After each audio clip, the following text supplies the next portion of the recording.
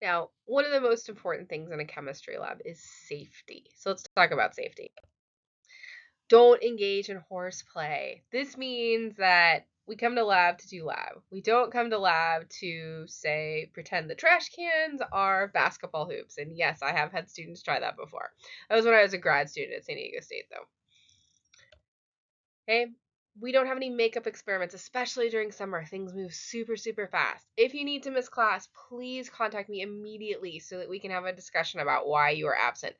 Don't forget, I do drop the lowest lab report, but only one. So if you start missing a whole bunch of class, then you're not going to be successful in this lab. Okay, as I mentioned at the end of the syllabus video, you need to wear approved eye protection at all times when anybody is doing work. So if mine is on, yours is on. You need to wear closed-toed shoes. I know it's summer. We can't wear sandals, though. You got to wear good closed-toed shoes. We want to make sure that your feet are protected. Also recommend that you wear old clothing under your lab coat. Don't wear your nicest, newest clothes to lab. And again, you do need to wear pants that come down to your ankles, and you need to wear socks that cover your ankles. Okay, we don't want that bare skin because we don't want you to get hurt in the lab. If something happens, let me know. If I'm not in the room, it's because I've called a stockroom tech in because I needed to use the restroom or something. You'll never be left unattended in the lab. So if I'm not there, you let whatever personnel in the room is present know if there's an issue. Don't put anything in your mouth in the lab. You can't eat, drink, smoke, chew gum, etc. in the lab. Okay, you'll put everything in your cubbies when you come in each day. If you do need something to drink or you need a granola bar or something in the middle of the lab, it's perfectly fine to take your gloves off, take your lab coat off, step outside for, a minute, take a sip of water, take a sip of coffee, eat your granola bar, and then come right back in. That's perfectly fine. You just can't do it inside the lab.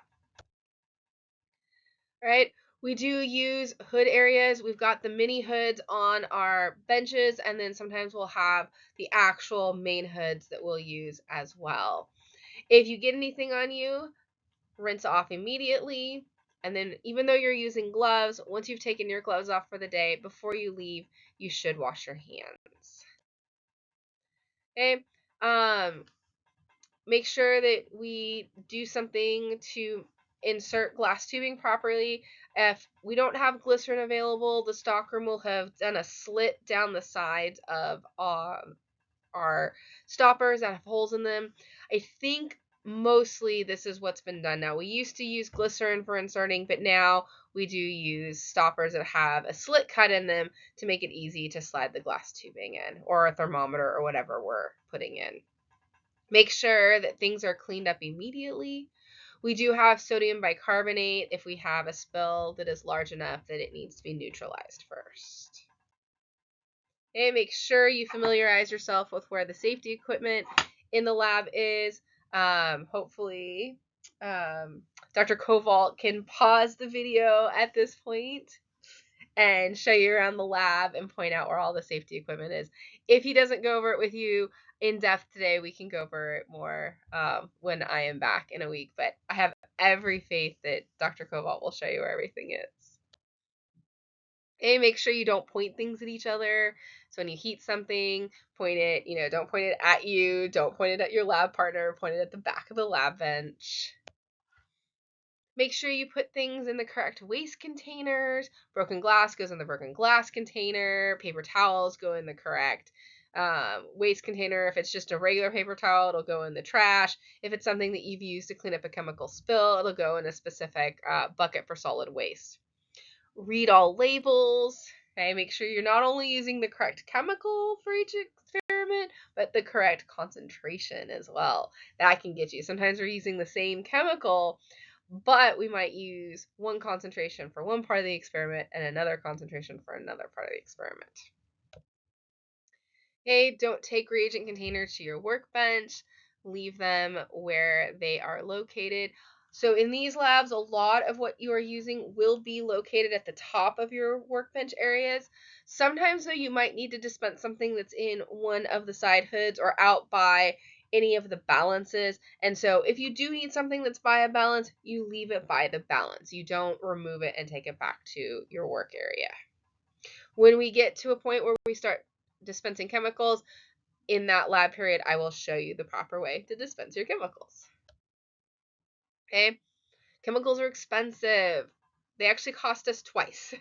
First, we have to pay for the chemicals themselves, and second, we have to pay for the disposal of the chemicals. So we don't want to overuse things that we don't need to. So if something tells you you need 100 milliliters of something, maybe you dispense out 110 milliliters, so you have a little bit of wiggle room. But you don't want to fill like a 1 liter beaker and waste a whole bunch. Okay? If you over dispense, don't return to your original containers. That can contaminate them. So if you over dispense, what you want to do is you either need to put it in the waste container, or you can ask groups around you, hey, have you gotten your sample of chemical X yet? And if they say no, you're free to offer them some of your excess. Okay, and then make sure you clean up everything thoroughly at the end of the class period. Wipe down your lab bench, put things away where they belong, make sure that any gas valves, vacuum valves, etc. are shut down, hot plates are turned off. We want to leave the lab in a good condition for the next class.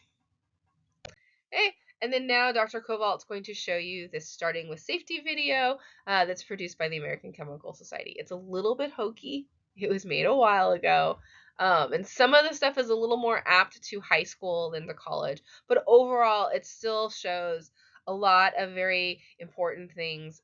It shows you how to deal with fires, for instance, because they won't let me light a mannequin on fire to demonstrate the safety shower. But in this video, they do stuff like that. So it's still a good video because it demonstrates things that I'm not allowed to demonstrate for obvious reasons. So anyway, that's our safety.